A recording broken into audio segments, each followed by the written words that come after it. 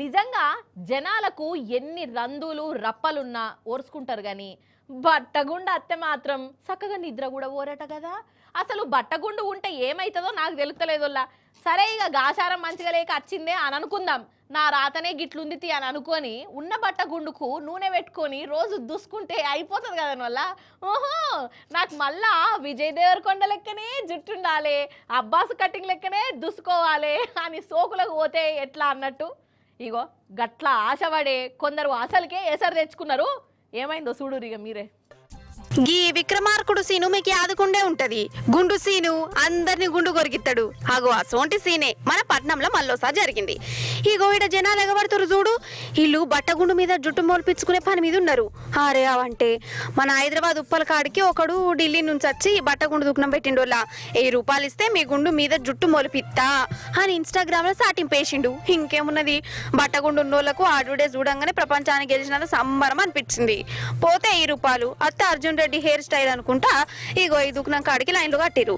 ఇగో వీళ్ళని చూడూరి ముగ్గురు మునగాళ్ళు బట్టగుండు పోతుందని ఎన్ని ఆశయాలు పెట్టుకున్నారు.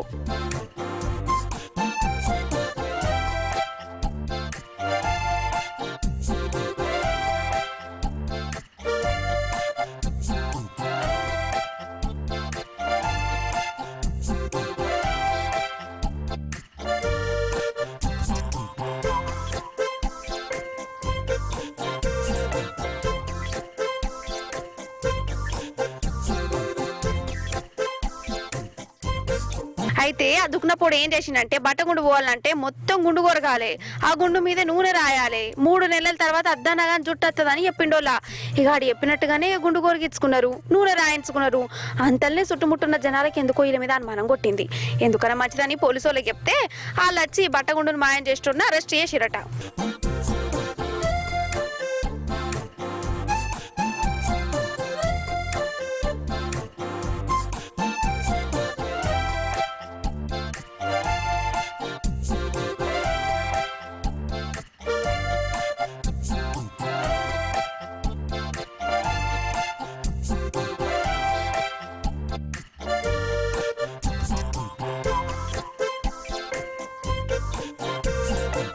ఇసోంటిదే 2 వారాల కిందట పాత బస్సులో కూడా జరిగింది.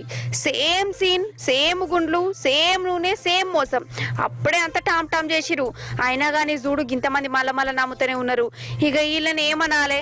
అరే ఒక్కసారి బట్టగుండు వచ్చిందంటే మళ్ళా జుట్టు వచ్చుడు కల్లా.